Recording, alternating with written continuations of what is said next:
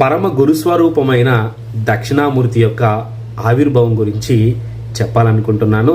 మీరు గనక వినాలనుకుంటే ఈ స్టోరీని స్కిప్ చేయకుండా లాస్ట్ వరకు తప్పకుండా చూడండి. దక్షిణామూర్తి యొక్క కృపా కటాక్షలకు పాత్రులవ్వండి. పూర్వము మహర్షులు దేవతలకి ఒక చిక్కు ప్రశ్న ఎదురయ్యింది.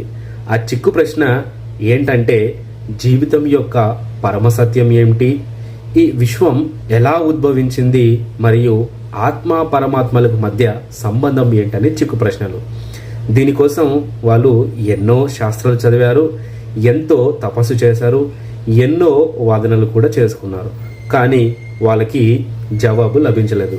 చివరిగా వాళ్ళందరూ ఏమనుకున్నారంటే, మనకు ఈ ప్రశ్నకు జవాబు చెప్పేది కేవలం పరమశివుడు మాత్రమే, కావున అందరం కలిసి మనం శివుడి దగ్గరికి వెళ్దామని చెప్పేసి వాళ్ళు బయలుదేరారు.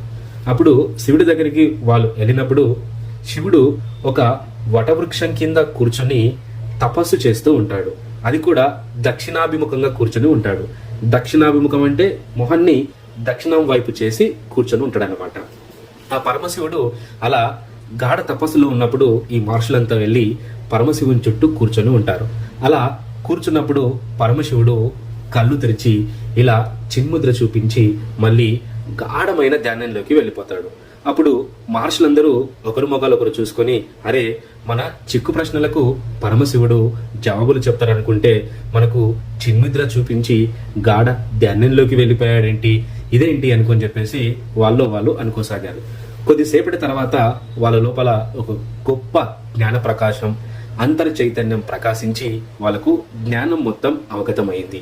ఈ మహర్షులకు అవగతమైన 3 విషయాలు ఏంటంటే, మొదటిది ఈ జగత్తంతా మాయ, రెండవది బ్రహ్మమే నిత్యం, బ్రహ్మమే సత్యం, మూడవది అహం బ్రహ్మాస్మి అనే 3 విషయాలు వాళ్ళకి అవగతం అయ్యాయి అన్నమాట. ఈ జ్ఞానం అనేది మహర్షులకు మాటలతో కాదు, వాదనలతో కాదు, కేవలం గురుకృపతో లభించి వారిని విముక్తి మార్గం వైపు నడిపించిందనమాట. అందుకే మనం పరమశివుని యొక్క గురు స్వరూపాన్ని దక్షిణామూర్తి అని పిలుచుకుంటాము. ఇక్కడ జ్ఞానబోధ జరిగింది మౌన రూపంలో కాబట్టి మౌన రూప అవతారంగా పరమ గురుస్వరూపం యొక్క పరమశివుణ్ణి మనం దక్షిణామూర్తిగా కొలుస్తామన్నమాట. ఇక్కడ జ్ఞానం అనేది మాటలతో కాదు, అనుభవంతో వస్తుంది.